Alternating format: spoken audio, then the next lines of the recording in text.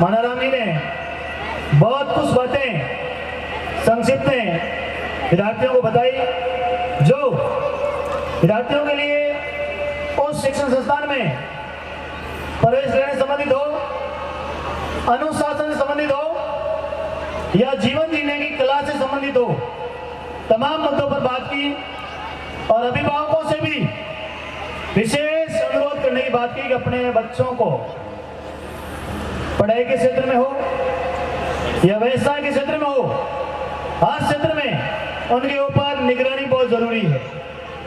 अपना बच्चा किसके साथ खेलता है, किसके साथ रहता है, कहाँ जाता है, कहाँ से आता है, इसके पढ़ाई में क्या चल रहा है, जीवन में क्या चल रहा है, तमाम प्रकार की जिम्मेदारी अपने माँ बाप की होती है। क्योंकि बच्चा जब 18 साल तक, 14 से 18 तो टीनेज होती है, किशोर अवस्था के अंतर्गत हार्मोनल एक्टिव होने शुरू हो जाते हैं। वहां पर वही समय है 14 से लेकर 21 तक बिगड़ने के और सुधरने के। इस अवस्था में सभी अभिभावकों को, माता पिताएं, सगे संबंधियों को बहुत ध्यान रखना जरूरी है, क्योंकि संगत का बहुत असर पड़ता है। आप किसकी संगत कर रहे हैं, उसी से ही आपकी वैल्यू तय होती है। कई बार उदाहरण दे चुका हूं मैं और एक बार पुनः दूंगा कि एक लोहे की दुकान है और एक सोने की दुकान है। जब लोहा तोल रहा होता है तो उस लोहे के साथ में तमाम भले ही दूसरी अशुद्धि हो या मक्खी उसके साथ बैठ जाती है तो कोई ध्यान नहीं देता है। लेकिन जैसे ही सोना और सोना तोल रहा होता है, उस टाइम यदि एक मक्खी बैठ जाती है तो वर्तमान समय में भाव तो सबको पता है, एक मक्खी की वैल्यू 4 से 5 हजार रुपए हो जाती है। तो आप किसके साथ रहते हो, कहाँ जाते हो, कैसी संगत करते हो, उसका बहुत प्रभाव आपके व्यक्तित्व पर, आपके जीवन पर, आपके भविष्य पर पड़ता है। ये सारा परिवार अरमानों का उपवन महका छाई आज बहार, खुशियों के झूले में झूले ये सारा परिवार। हम आप सबका स्वागत करते हैं, सब मेहमानों का स्वागत करते हैं। अजी आप सबका स्वागत करते हैं, सब मेहमानों का स्वागत करते हैं।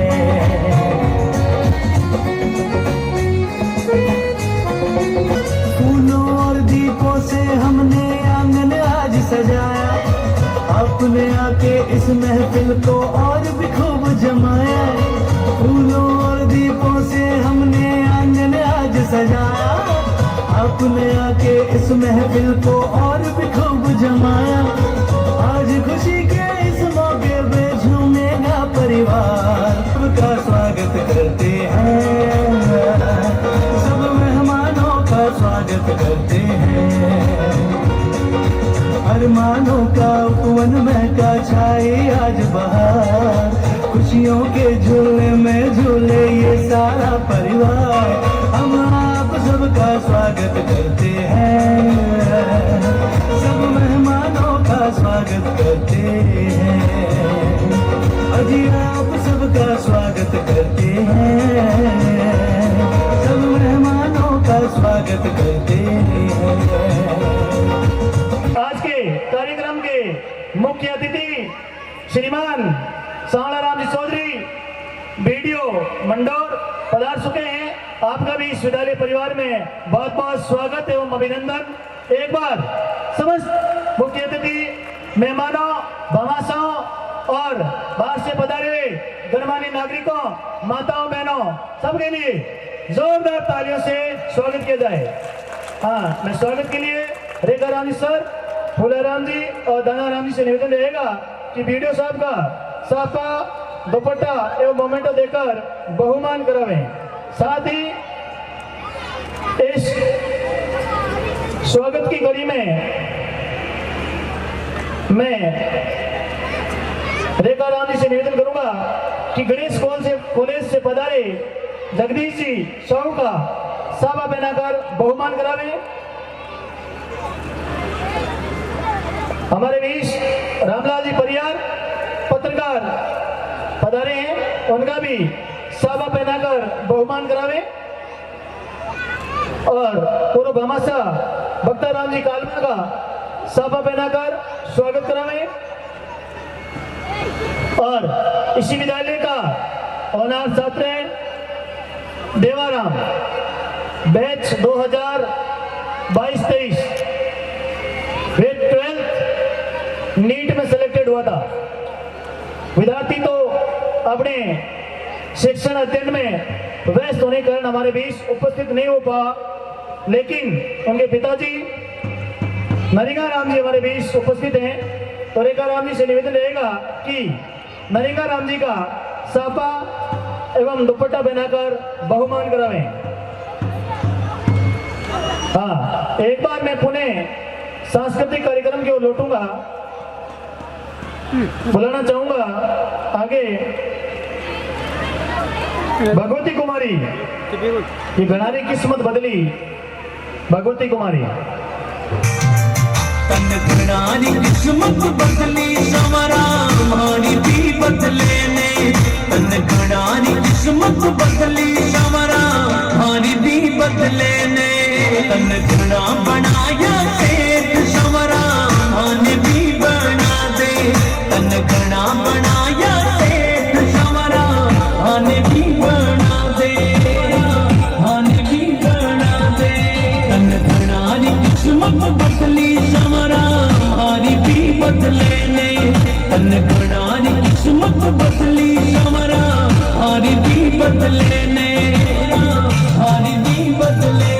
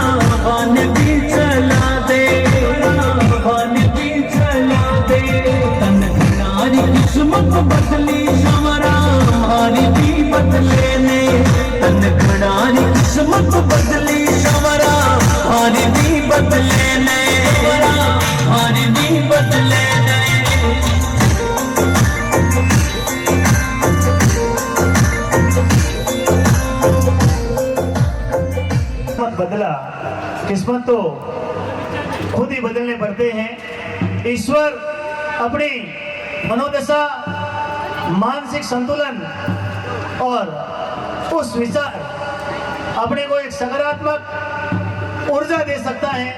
बाकी कार्य खुद को करने पड़ेंगे, क्योंकि मेहनत करनी पड़ेगी। जो मेहनत करेगा वही आगे बढ़ेगा। कि रख हौसला वो मंजर भी मिलेगा, प्यासे के पास चलकर समंदर भी आएगा। यूं थक कर ना बैठे मंजिल के मुसाफिर, क्योंकि मंजिल भी मिलेगी और मिलने का मजा भी आएगा।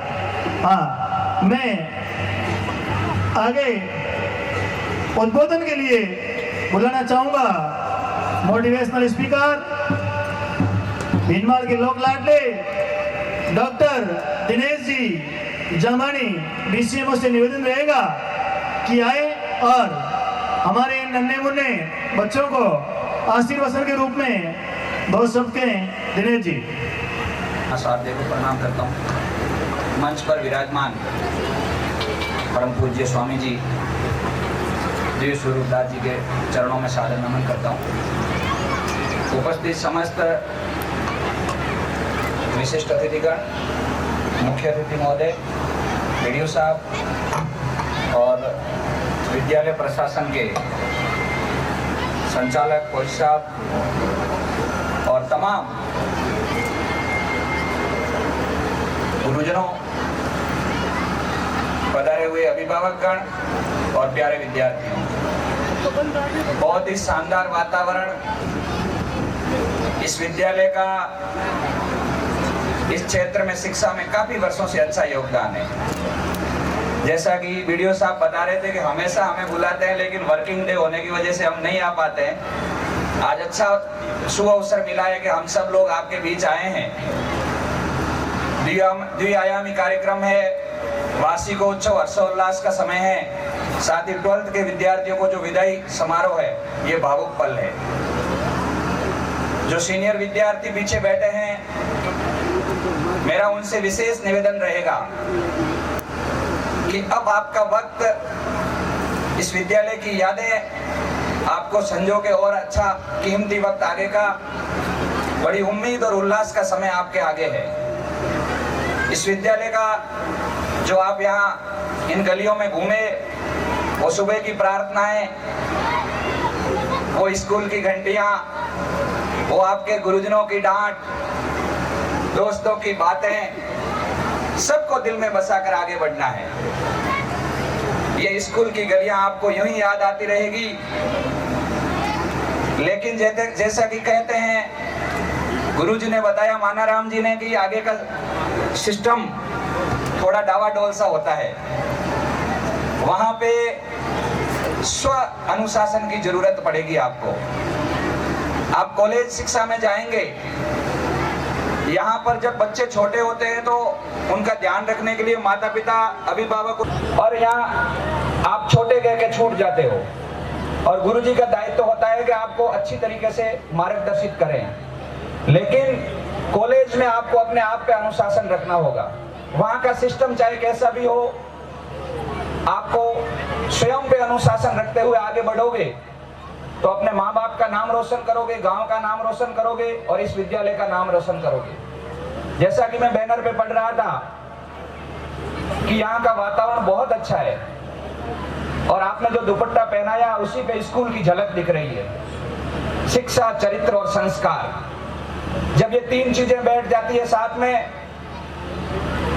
तो चरित्र निर्माण भी हो जाता है, विद्यार्थी शिक्षित भी हो जाता है और संस्कार भी आ जाते हैं।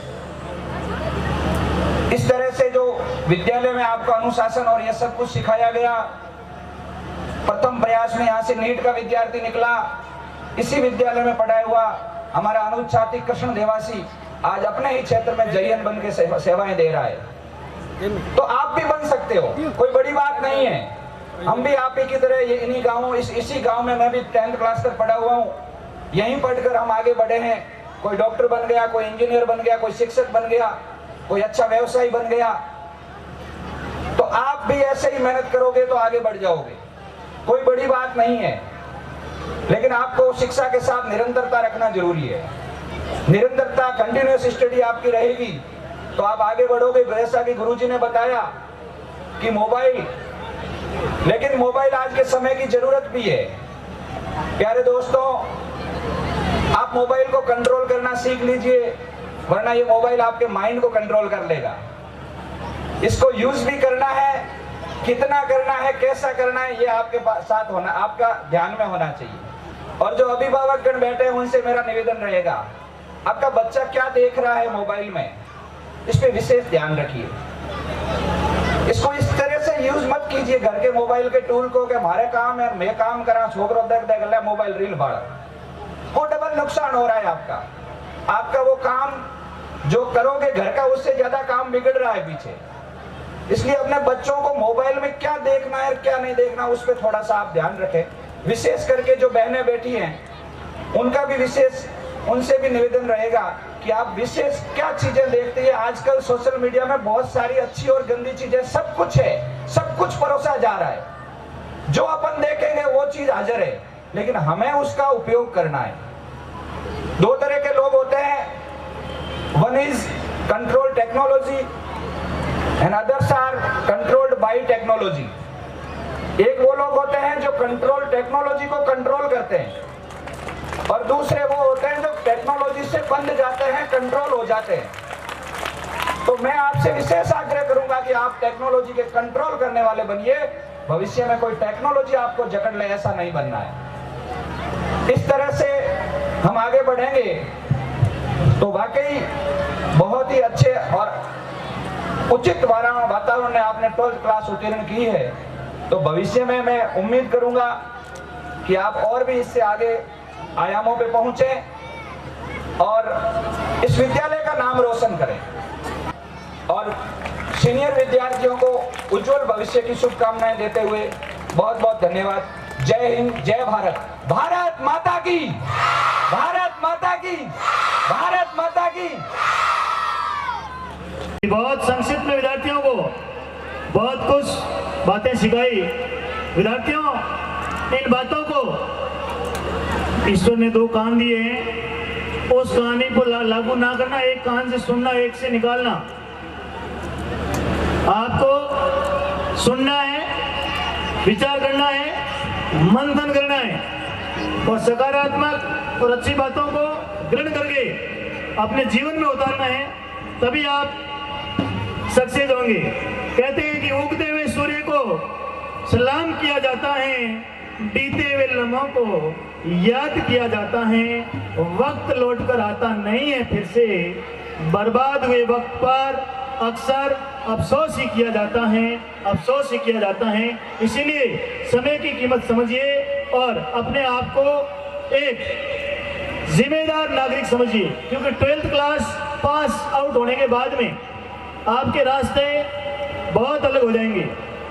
अलग अलग रास्ते, अलग अलग लोग, अलग अलग दोस्त, उन सबके बीच में इन गुरुजनों का, इन साधु संतों का, अभिभावकों का दिया गया एक एक सकारात्मक शब्द आपके जीवन को गढ़ने में महत्वपूर्ण भूमिका निभाएगा। अब मैं स्वागत के रस्म में कहूँगा, भामाशाह श्रीमान सावनाराम जानी का साफा एवं दुपट्टा पहनाकर स्वागत करें श्रीमान रेखाराम जी फौजी साहब। एक बार पुणे में सांस्कृतिक कार्यक्रम को लौटूंगा और बुलाना चाहूंगा भावना घुमरदार राजस्थान। मेहंदी तो भाई डोला मार वो तो तोरे गयो गुजरात, मैं तेरी रो रंग लागो वो तो तोरे गयो गुजरात, मैं तेरी रो रंग लागो रंग लागो।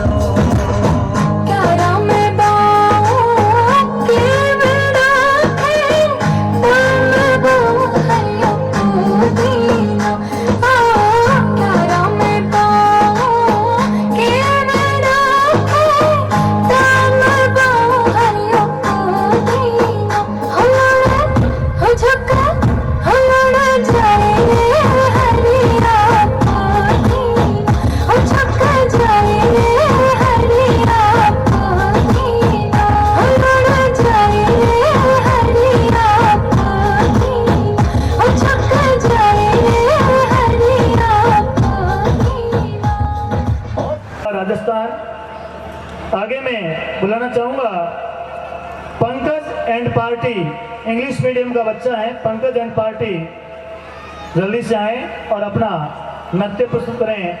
नन्हे मुन्ने बालकों के लिए जोरदार तालियों से स्वागत करें।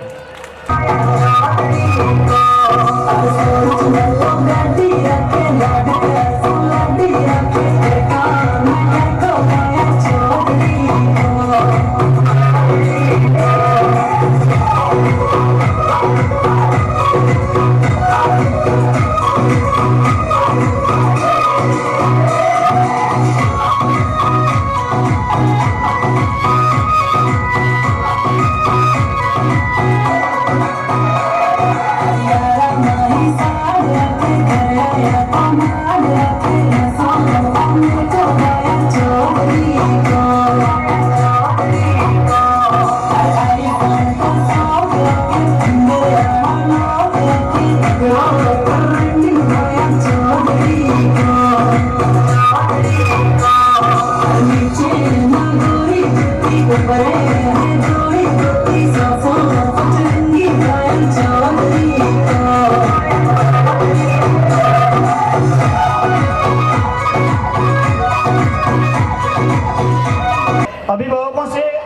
से पहले पधारे मेहमानों से निवेदन रहेगा कि आए तो आप बिना अल्पाहार ग्रहण किए कोई भी इस परिसर से बाहर ना जाए।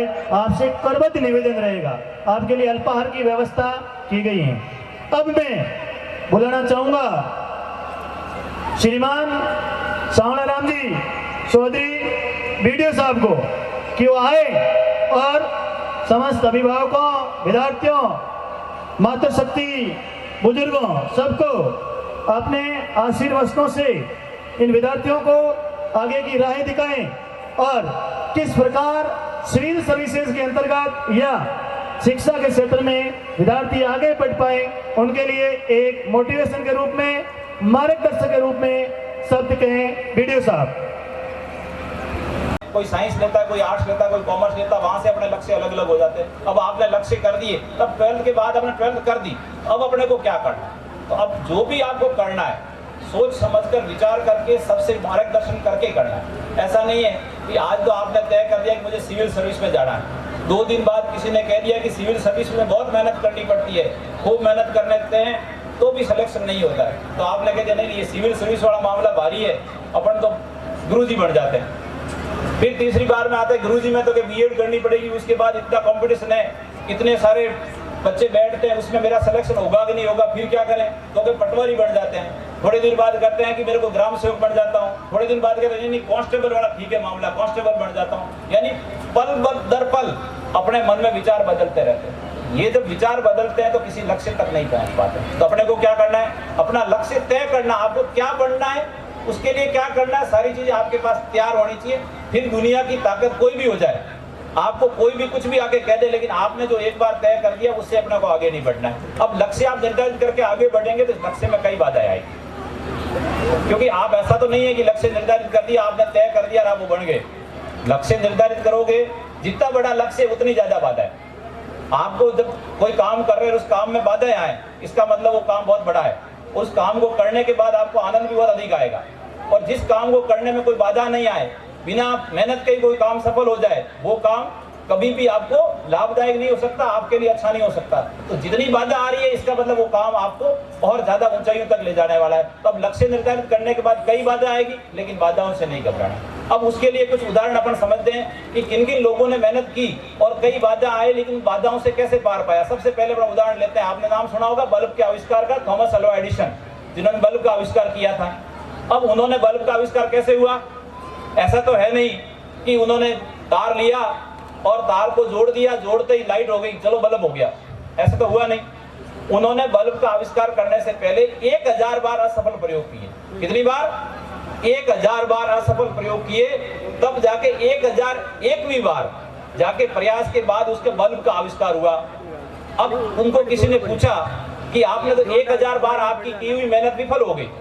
आइंस्टीन को, थॉमस अल्वा एडिसन को किसने 1000 बार मेहनत की, वो तो आपकी विफल हो गई, अब आपका बल्ब का आविष्कार तो अब हुआ है। तब उन्होंने कहा, वो बहुत महत्वपूर्ण है अपन सबके लिए, जीवन के लिए। उन्होंने कहा कि नहीं, मैं असफल नहीं हुआ हूँ, 1000 बार असफल नहीं हुआ हूँ, मैं 1000 बार काम करने के नवीन तरीके को खोजा है, वो तरीका मेरे जीवन में काम आएगा। और उस तरीके से जीवन में वो तरीका खोजते खोजते वो आज सबसे अधिक किसी के नाम पेटेंट है, किसी के नाम सबसे अधिक आविष्कार का करने का रिकॉर्ड है, वो किसी वैज्ञानिक के नाम है। तो ऐसा नहीं है कि अपन कोई व्यक्ति अचानक कोई सफल हो जाता है। अब दूसरी बात, अपन वहां क्यों जाएं? अपन उदाहरण लेते हैं भारतीय missile man APJ Abdul Kalam साहब का नाम सबने सुना है ना, भारत के राष्ट्रपति जी का नाम। उनका उदाहरण लेते हैं। वो एक साधारण मछुआरा जो मछली पकड़ने का काम करता, उनके परिवार में पैदा हुए और बचपन में अखबार बेचने का काम करके पढ़ाई की। उनके जीवन की एक घटना है, सत्य घटना है, वो घटना अपने जीवन में बहुत कुछ सीख देती है। और आज के समय में उसको समझना बहुत जरूरी है कि एक बार कोई एनडीए के थ्रू इंटरव्यू था पायलट का, उसमें 10 लोगों को बुलाया गया और 9 लोगों को सेलेक्ट करना था। कितने लोगों को बुलाया गया? 10। और सेलेक्ट कितने को करना था? 9 लोगों को सेलेक्ट करना था, 10 को बुलाया, 9 सेलेक्ट हो गए। नहीं सेलेक्ट होने वाले में एपीजे अब्दुल कलाम साहब थे। कई बार अपन करते हैं कि कुछ नहीं हुआ, वो भी जीवन से निराश हुए कि मैं 10 लोग थे, उसमें 9 का सिलेक्शन हुआ, एकमात्र मैं ही पीछे रहा, इसका मतलब मैं काबिल नहीं हूँ। ऐसा करके वो सोच के देहरादून में इंटरव्यू था, देहरादून से हरिद्वार चले गए। हरिद्वार जाके उन्होंने सोचा अब मेरे को जीवन में कुछ है ही नहीं, इतनी मुश्किल से मैं पढ़ा, अब मेरे को एक सरकारी जॉब मिलने का एक उम्मीद जगी थी, वो भी अब उम्मीद मुझे नहीं मिल रही है, तो मैं इस जीवन को समाप्त कर देता हूँ। ऐसा सोच करके उन्होंने वहाँ हरिद्वार में बैठे थे। इतने में एक साधु जी मिले। साधु जीवन को किस प्रकार बदल देते हैं, उनके मार्गदर्शन में किस प्रकार अपना जीवन बन सकता है। उन्होंने बुलाया, कहा कि आप जीवन में, साधु जी ने कहा कि आप बहुत निराश दिख रहे हो। तो उन्होंने अपनी व्यथा बताई कि गुरुजी ये हुआ कि 10 लोगों में से 9 को सेलेक्ट कर दिया, एकमात्र मैं ही बचा हूं जिसको सिलेक्शन नहीं हुआ है। उन्होंने कहा कि भाई कोई बात नहीं, आपका सिलेक्शन नहीं हुआ इसका मतलब भगवान आपके लिए और अच्छा सोच रहे हैं, आपके लिए और बढ़िया सोच रहे हैं कि ऐसा हो सकता है कि इनसे भी बड़ी चीज आपको मिलने वाली हो। वो शब्द उनके जीवन में काम आए और उन्होंने उस चीज की बात लगातार मेहनत की और भारत के राष्ट्रपति बने, मिसाइल मैन ऑफ इंडिया के नाम से उनको नवाजा। उदाहरण कहीं और जाने की जरूरत नहीं है, महिला शक्ति का उदाहरण ले। आपने नाम सुना होगा कल्पना चावला, सुना है कल्पना चावला का नाम? सबने सुन रखा है? भारत की पहली महिला अंतरिक्ष यात्री थी कल्पना चावला। उनके जीवन की, वो हरियाणा के एक छोटे से गांव में किसान परिवार में जन्मी थी। छोटे गांव में जन्मते तो हवाई जहाज जो कभी कभार देखने को मिलता है, ऊपर से उड़ता तो देखते हैं हवाई जहाज जा रहा है, अपन भी ऐसे ही करते हैं। अब उनको जब हवाई जहाज जा रहा था तो उन्होंने देखा, तो उन्होंने मम्मी पापा को कहा कि माताजी, पिताजी, मैं इस हवाई जहाज को उड़ाना चाहती हूँ, जीवन में मेरा लक्ष्य है इस हवाई जहाज को उड़ाना। तो लोगों ने कहा अरे मूर्ख है क्या, ये हवाई जहाज अपने देखा ही नहीं है, अंदर बैठने की बात तो बहुत बड़ी है, ऊपर जाते ही दिख रहा है चिड़िया जैसा, इसको कैसे उड़ाएगी? नहीं, उसने कहा नहीं, मैं इसको उड़ाऊंगी। और उसकी जिद के आगे उसके माँ बाप ने माना कि वास्तव में इस बच्ची के मन में कुछ जुनून है, कुछ जोश है, तो उसको अमेरिका पढ़ने भेजा। एरोस्पेस में उन्होंने इंजीनियरिंग की और 1997 में भारत की पहली महिला अंतरिक्ष यात्री बनी जो नासा के थ्रू अंतरिक्ष में गई। तो व्यक्ति चाहे तो क्या नहीं कर सकता, जीवन में सब कुछ किया जा सकता है। तो अपने को मन में ठानना है कि मुझे कुछ करना है, और करते हैं तो बाधा जरूर आएगी, और उस बाधाओं को पार करके आगे बढ़ना। अब बाधाओं से पार करके आगे कैसे बढ़ सकते हैं? अब बाधाओं से पार करने आगे बढ़ने के लिए सबसे महत्वपूर्ण चीज है, वो है आपके खुद पर विश्वास।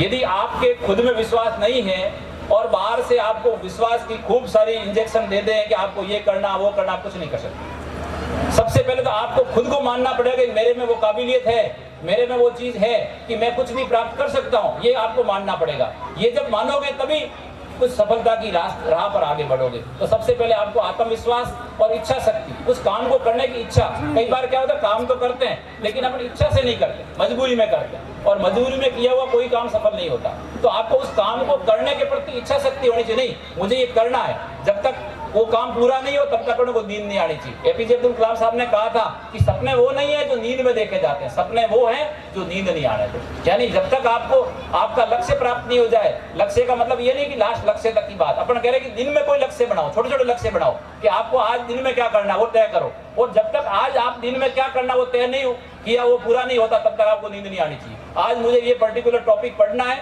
जब तक नहीं पढ़ाई होती तब तक अपने को उस टॉपिक को पढ़ते रहना है। जब तक नींद नहीं आनी चाहिए, जब तक वो टॉपिक आपका ढंग से तैयार नहीं होता। ये दिन के छोटे छोटे लक्ष्य देखोगे, बड़ा लक्ष्य प्राप्त करने के लिए कभी भी बड़ा लक्ष्य सीधा प्राप्त नहीं होता, आपको छोटे छोटे लक्ष्य तय करने पड़ेंगे। और वो तय करने के बाद आप खुद पे विश्वास करोगे, खुद पे मन में रखोगे कि नहीं मैं इसको प्राप्त कर सकता हूँ, तो ही प्राप्त हो सकता है। दूसरी महत्वपूर्ण बात है वो है पॉजिटिव थिंकिंग, सकारात्मक सोच बहुत जरूरी है।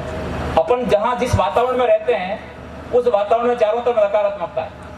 अपन कोई ऊंची बात करेंगे, ऊंचा सपना देखेंगे तो निश्चित रूप से 4 लोग उसको, उस सपने को कैसे पूरा नहीं हो उसके लिए प्रयास करेंगे। उस सपने को आगे बढ़ाने के लिए प्रयास कम लोग करेंगे, सपने को पूरा नहीं है उसके लिए प्रयास ज्यादा लोग करेंगे। अपने को क्या करना है, ऐसे नकारात्मक वातावरण से दूर रहना है। अपने को क्या करना है, सकारात्मक वातावरण में रहना है। और हमेशा सकारात्मक वातावरण में रहोगे, सकारात्मक सोच करोगे तो जीवन में बहुत बड़ा महत्व है। ये सकारात्मक केवल बच्चों के लिए जरूरी नहीं है, अपन अभिभावक बैठे हैं अपने लिए भी बहुत जरूरी है। केवल बच्चों के सकारात्मक सोचने से कुछ नहीं होगा। आपने यदि पॉजिटिव नहीं सोचेंगे तो बच्चों के पॉजिटिव सोचने से कुछ नहीं होता। मैं एक छोटा सा उदाहरण आपको देता हूँ, जैसे बच्चों को मैंने वादा किया था कहानी सुनाने का, तो एक कहानी सुनाता हूँ, सुनोगे? ये जो अभी नाम बताया था आपको, एक वैज्ञानिक का क्या नाम था, उनका बल्ब के आविष्कार का क्या नाम था, याद रहा? नहीं रहा? चलो वापस बता देता हूँ। थॉमस अल्वा एडिसन नाम मैंने बताया था ना, उनके जीवन की कहानी है। थॉमस अल्वा एडिसन जब स्कूल में पढ़ते थे और जब तीसरी चौथी क्लास में पढ़ते थे तो उनके स्कूल से एक प्रिंसिपल साहब ने एक पर्ची दी। आजकल प्रिंसिपल साहब पर्ची क्या देते हैं, प्रिंसिपल साहब क्या देते हो, फीस की देते हो। उन्होंने कोई पर्ची दी और घर जाकर उस पर्ची को, लिफाफे को खोला, उसकी माँ को दिया, माँ ने उस लिफाफे को खोला और खोलने के बाद, पढ़ने के बाद माँ जोर जोर से रोने लगी। बच्चा छोटा था, उसने पूछा मम्मा मम्मा क्यों रो रही है? तो उन्होंने कहा कि बेटा इसमें इतनी अच्छी बात लिखी हुई है कि मेरे को उसको पढ़ के खुशी के आंसू आए। बच्चे को लगा माँ इसमें ऐसा क्या लिखा हुआ है तो मेरे आपको आंसू आ गए। तो उसने कहा कि इसमें बेटा प्रिंसिपल सर ने लिखा है कि आपका बच्चा बहुत होशियार है, आपका बच्चा बहुत ही इंटेलिजेंट है और ऐसे बच्चे को पढ़ाने में विद्यालय का कोई भी शिक्षक सक्षम नहीं है, इसलिए ऐसे बच्चे को आप घर पे पढ़ाए या दूसरी स्कूल में पढ़ाओ, हमारे स्कूल में कोई पढ़ाने लायक नहीं है। बच्चे को लगा मैं इतना होशियार, मेरे स्कूल के गुरुजी भी मेरे को पढ़ाने में सक्षम नहीं है, इतना मैं होशियार हूँ, इसका मतलब मैं बहुत। और वो पॉजिटिव सोच उनके मन में आई और वो महान वैज्ञानिक बन गए, जिनका मैंने कहा था बल्ब का आविष्कार किया, सबसे अधिक आविष्कार करना उनकी जिम्मेदारी, उनके नाम पेटेंट है। तो अब जब बड़े बन गए, थोड़े दिन बाद उनके माताजी की मृत्यु हुई और माताजी की मृत्यु के बाद जो माताजी का पुराना सामान था उसको देख रहे थे, देखते देखते वो पर्ची हाथ में मिल गई, जो पर्ची बचपन में उनके गुरुजी ने दी थी। वो पर्ची जैसे ही उन्होंने खोली, खोलते वो भी रोने लगे। जिस पर्ची को पढ़ के माँ रोई थी, उस पर्ची को पढ़ के बेटा भी रो रहा है। उस पर्ची में ऐसा क्या था? उस पर्ची में लिखा हुआ था कि आपका बच्चा बहुत ही बुद्धू है, आपका बच्चा बहुत ही मूर्ख है और ऐसे मूर्ख और बुद्धू बच्चों के लिए हमारा विद्यालय नहीं है, इसको घर पे ही रखो। देखो कितनी नेगेटिव बात थी, उसकी माँ ने कैसे उसको पॉजिटिव तरीके से कहा और उसका क्या असर हुआ। तो ये हमें ध्यान में रखने की जरूरत है कि अपने को बच्चे को पॉजिटिव चीजें देखनी है, पॉजिटिव थिंकिंग रखनी है, पॉजिटिव बातें बतानी है। ऐसा नहीं है क्योंकि अपने कई बार तुलना करते हैं कि वो बच्चा था प्लान जीरो बच्चों तो होशियार है, वो तो कोई को नहीं, वो तो 90% बने थार तो कोई है ही को नहीं। मतलब इस तरह के अपने को नकारात्मक बातें, हर बच्चा अपने अपने अलग काबिलियत लेके पैदा होता है। हर बच्चा, ऐसा नहीं है कि हर बच्चा 90% बढ़ाए वो सफल होगा। आज दिन तक 90% बनाने वाले सक्सेस होते हैं, सब 90% वाले ऊंची ऊंची नौकरी में होते हैं या ऊंचे ऊंचे पदों पर होते हैं। ऐसा नहीं है कि सब 90% है, उससे ज्यादा बनाने वाले ऊंचे पदों पर है। कम परसेंटेज बनाने वाले लोग भी तो आज सक्सेस है, सफल है, अपने बीच में है। तो अपने को ये नहीं सोचना है क्योंकि हर बच्चा अपनी अपनी अलग काबिलियत लेके पैदा होता है। सचिन तेंदुलकर को कहते हैं कि तो 90% बढ़ाएगा, तेरे को पढ़ाएंगे, नहीं तो नहीं पढ़ाएंगे तो विश्व का महान क्रिकेटर बन पाता नहीं, बन पाता। तो हर बच्चे की अलग काबिलियत है, उस काबिलियत के अनुसार अपने को आगे बढ़ने की है। तो ये पॉजिटिव थिंकिंग हमेशा रखनी है। तो बच्चों के लिए भी और अभिभावकों दोनों के लिए पॉजिटिव थिंकिंग बहुत जरूरी है। अगली महत्वपूर्ण बात विद्यार्थियों के लिए है, वो है अपने लिए सबसे ज्यादा जरूरत है। अपन क्या करते हैं कि एग्जाम इत्यादि आते हैं तब तो खूब मेहनत करते हैं। जैसे 10वीं में एडमिशन लेते हैं जुलाई के आसपास, तो कहते हैं अभी बोर्ड की परीक्षा कब है, तो अपन कहते हैं बोर्ड की परीक्षा तो मार्च में, और अपन पढ़ाई धीरे धीरे शुरू करते हैं। जबकि दूसरे बच्चे जो अपने कंपटीशन में, शहर के बच्चे, जब तक अपन जुलाई में किताबें खरीदते हैं तब तक तो आधे से ज्यादा कोर्स कर चुके होते हैं। तो अपन कंपटीशन में उनकी बराबरी कैसे कर पाएंगे? तो अपने को क्या करना है, निरंतर क्रियाशील रहना है। ऐसा नहीं है कि एक दिन आपने 10 घंटे पढ़ लिए, दूसरे 2 दिन तक तो पढ़े ही नहीं, 2 दिन तो ननिहाल चले गए, वहीं बैठे मौज की। ऐसा नहीं करना है। आप भले ही 2 घंटे पढ़े, आप 4 घंटे पढ़े, जो भी आपके पढ़ने का टाइम टेबल है उतने ही पढ़े, लेकिन पढ़े तो ऐसा हो कि आप निरंतर पढ़े। आप 4 घंटे आपके पढ़ने का समय है तो सूर्य पूर्व की बजाय पश्चिम में भले उग जाए, लेकिन आपके पढ़ने का 4 घंटे का समय आपको निकालना ही है, चाहे कहीं पर भी हो। ये अपने को हमेशा ध्यान रखना है। यानी अपने को क्या करना, निरंतर क्रियाशील रहना है, तभी जाके आगे बढ़ पाएंगे। उससे ज्यादा महत्वपूर्ण एक बात और जो अपन सबके लिए जरूरी है, वो है महत्वाकांक्षा। महत्वाकांक्षा का मतलब समझते हो? महत्वाकांक्षा का मतलब होता है कि आपने जो प्राप्त कर लिया उससे और अधिक प्राप्त करने की आपकी इच्छा होनी चाहिए। यदि आपने कुछ प्राप्त कर लिया तो उससे अधिक प्राप्त कैसे करें, उसको प्राप्त करने की इच्छा वही जीवन में सफल बनाती है और वही जीवन में लक्ष्य को प्राप्त करने के लिए आकर्षित करती है। यदि आपने क्लास में 90% बढ़ा दिए तो ऐसा नहीं है कि 90% ही पूरे हो जाते हैं, तो फिर 100% क्यों होते? आपको 90 बढ़ा दिए तो सोचना है कि 90 क्यों, मैं 95 बढ़ा सकता था, अब की बार मेरे को 95% बढ़ाना है। जिसने 95% बढ़ा दिए उसको सोचना 95 क्यों भाई, मैं 99% बढ़ा सकता था। और 99 वाले भी ये सोचते हैं। आपने देखा होगा पिछली बार जो बोर्ड का रिजल्ट आया, बोर्ड के रिजल्ट में जो टॉपर था उसके 99.4% थे, 3 नंबर कटे थे, केवल 3 नंबर। और ऐसा नहीं है कि 99.4 बढ़ने के बाद खुश हो गया, अपन तो 90 बढ़ने पर कॉलर ऊपर लेके घूमते गए, 90% बढ़ गए। वो ऐसा नहीं है कि उससे खुश हो गया। 99.4% बढ़ने के बाद भी वो बोर्ड में गया और RTI लगाई, बोर्ड से कॉपियां मांगी कि भाई मेरे 3 नंबर कहाँ कटे बताओ मुझे। वो भी अपने जैसा ही था। अखबार में फोटो देखा था, उसके एक ही सिर था, 2 ही कान थे, 2 ही आंखें थी, अपने से अलग कुछ भी नहीं था। ऐसा नहीं है कि उसके कोई 2 सिर थे, यानी अपने जैसा ही था। जब वो इतनी जिद कर सकता है तो अपन क्यों नहीं। तो अपने को क्या करना, महत्वाकांक्षी, और खास तौर से जो अपन ने प्राप्त कर लिया उससे और अधिक कैसे प्राप्त कर सकते हैं, वो अपने को प्राप्त करने की चीज अपने मन में होनी चाहिए, तभी जाकर अपन निरंतर प्रयास कर सकते हैं। और इन सब के बीच में बहुत महत्वपूर्ण बात है, वो है मेहनत। दुनिया में हर चीज का विकल्प है, लेकिन कड़ी मेहनत का कोई विकल्प नहीं है। यदि आपने अभी आपके जीवन निर्माण का समय है, 2-3 साल जो 10वीं कर रहे, 12वीं कर रहे, उनके लिए 2-3 साल का समय वो जीवन निर्माण का समय है। वो जीवन निर्माण के समय में यदि अपन ने अच्छी तरह से मेहनत की, अच्छी तरह से, तो जीवन भर सुखी रहेंगे। और यदि अभी अपन ने मेहनत में ढिलाई की और अभी अपन ने अच्छी मेहनत नहीं की, तो फिर अपन कभी भी जीवन में आगे नहीं बढ़ सकते। तो अपने को कड़ी मेहनत का कोई विकल्प नहीं है। हो सकता है कि अभी मेहनत करने के दौरान आपको कुछ कष्ट हो, आपको कुछ प्रॉब्लम हो सकता है कि आपको कहीं दूर जाके पढ़ाई करनी पड़े, उसके लिए आपको खुद गाना बढ़ाना पड़े। हो सकता है यहाँ बढ़िया खेत में खाट लेके सो रहे हैं, उसकी बजाय 10 बाई 10 के किसी कमरे में जहाँ बोल गर्मी पड़ रही है वहां पर आपको सोना पड़े, पसीना पड़ रहा है वहां पर रहना पड़े, लेकिन वो ही जीवन में आपको आगे बढ़ाएगा। तो अपने को कभी भी ये नहीं घबराना है कि मेरे को प्रॉब्लम हो रही है, समस्या हो रही है, इसका मतलब आप सफलता के और बहुत नजदीक है। तो अपने को ये भी प्रयास करना है कि अपने को कड़ी मेहनत से कभी नहीं घबराना है और जीवन निर्माण के वर्षों में और आगे बढ़ना है। और मेहनत करता वही आगे बढ़ता है। और यदि मेहनत करोगे तो दुनिया सलाम करेगी। बिना मेहनत किए, आप ये नहीं कह रहे हो कि बिना मेहनत किए आपको लोग, आप मंच पे आओगे तो आपके लिए तालियां बजाएंगे, फिर तो आप तालियां बजाने के लिए सामने की तरफ भी बैठोगे, कभी यहाँ आकर के आपके लिए तालियां नहीं बजवा सकते। उसके लिए तो आपको खुद को मेहनत करनी पड़ेगी। एक बहुत प्यारा उदाहरण है, प्यारी कहानी प्रेरक है, उससे बात के साथ अपनी बात को पूरा करूंगा। विद्यार्थियों से मैंने कहा था एक कहानी और सुना दूं, एक कहानी सुना दूं, सुनोगे? चलो एक कहानी और सुनाते हैं। एक कोई मूर्तिकार था, वो मूर्ति बनाने का काम करता था। तो मूर्तिकार मूर्ति बनाने के लिए एक गांव से दूसरे गांव जा रहा था, बीच में जंगल था।